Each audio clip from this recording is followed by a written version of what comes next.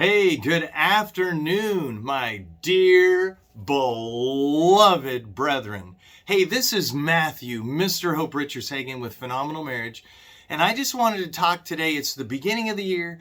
There's lots of, New Year's resolutions and desire to improve. And I just wanted to talk today about what marriage is supposed to look like and how to get there. Just briefly, my last video is just full of all the big broad stroke details all the way from step 1, step 2, step 3, all the way through. And I just wanted to talk about the broad strokes of what we're trying to accomplish. A marriage is the union of two people who become one. And it's a friendship, partnership, lovership.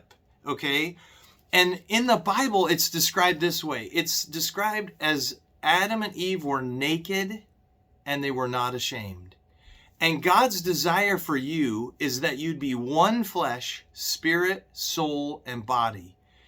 And the thing is, for most people don't experience this. Most people they get married and they have,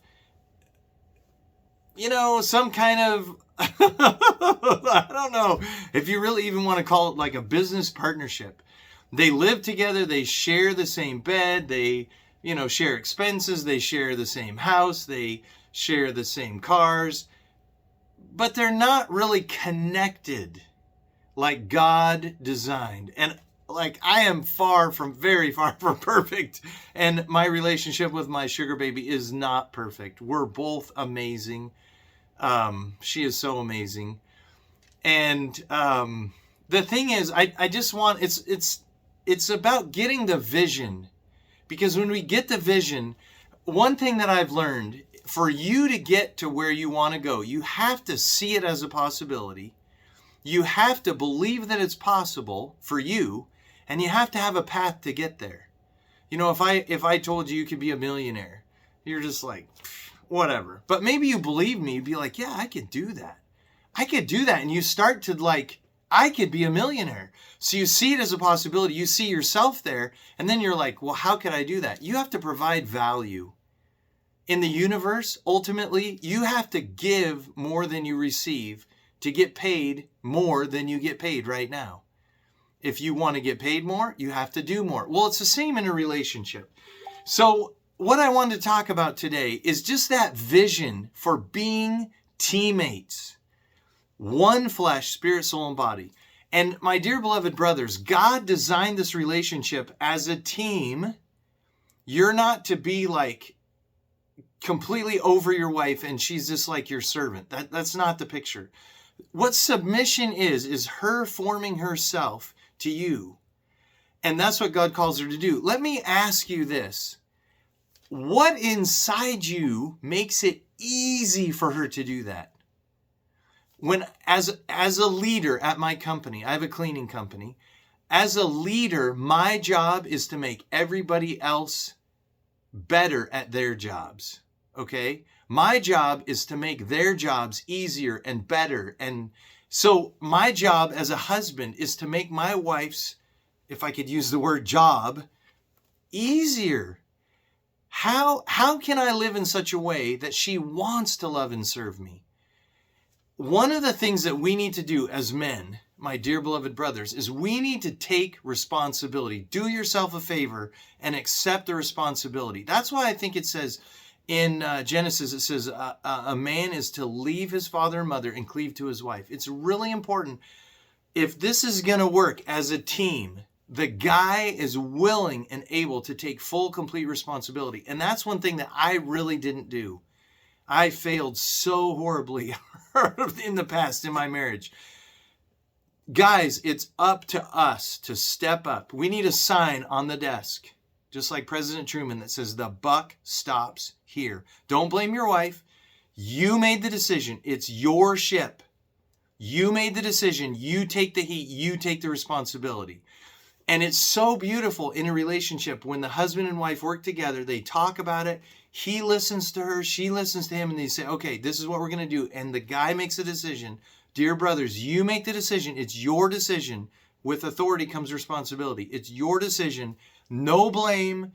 No, don't look to her. You take the heat. Be the man up. And what I'll tell you is it just takes so much friction and frustration out of the responsibility when you're willing to do that. So just really briefly, so here's the picture that you're one flesh, spirit, soul, and body. You work together, and you're completely different. That the world talks about, oh, if we're going to make this work, we got to be the same. Sameness is okay, that can make friendship, but it doesn't make polarity. Polarity makes passion, and polarity is masculine and feminine energy dancing together, and it makes marriage amazing. Let me tell you, amazing. And that's where we have to understand that our spouse, my wife, is completely different than me, and she's not broken, and I'm not broken. Her gifts, callings, and abilities make her a good offset for my weaknesses. My strengths are a great offset for her weaknesses. And together, we're just an amazing team. Amazing.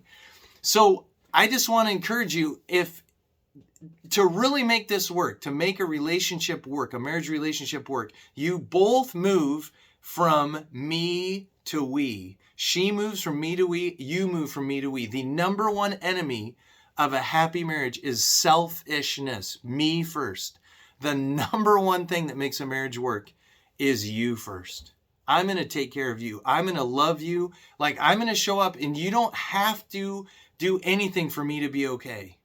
When you're okay, guys, when you're okay, the Lord is taking care of you. Like, you're full of love. You're the beloved son. You're here to love and serve. It changes everything, takes all the pressure off of her, and it gives her room to turn towards you. That's where the power comes in. And here's the thing, you got to build up the team or give up the dream.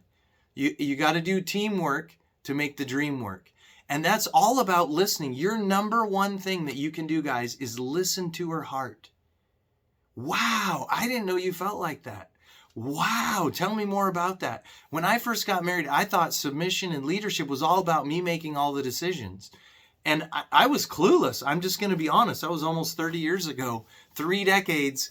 I was clueless, and the Lord was very gracious, and my wife was very, very gracious. So here we are today, and I'll say, honey, this is what I'm thinking. What do you think? And I listen. I get her feedback, and they say, okay. And then that's where leadership comes in, because people contribute to a world they help create. So you invite her into your world. You invite her. And guys, it will be so powerful. It will, when you're strong, when you're a tender warrior, when you're strong, you have purpose before the Lord. You have a desire to lead your family, to raise your children for the Lord, to be a hard worker, to take responsibility. That just attracts women. It just does. And then be thoughtful. Put little reminders in your phone. Hey, beep, beep, send her a text and tell your lover. Oh, beep, beep, write her a love card and hide it somewhere. Women love that. They need that stuff. You don't. She does. Or maybe you do, but she does for sure. And that's just a great start. So here's the vision of you guys moving together. You each have your own personhood, if I can use that, and yet you're one flesh. And that's just, it makes life amazing. And I just want to encourage you with that tip today. And next week, we're going to talk about more pointers, more tips to just really, get into the nitty gritty of like, what can I do today? How can I see myself? How can I see my wife to really grow together, to be friends, partners, and lovers, to be one flesh, spirit, soul, and body. That's enough for today. Thanks so much for watching. Be blessed. Simple shifts, amazing results, phenomenal marriage. Thanks so much for watching. Have a great day.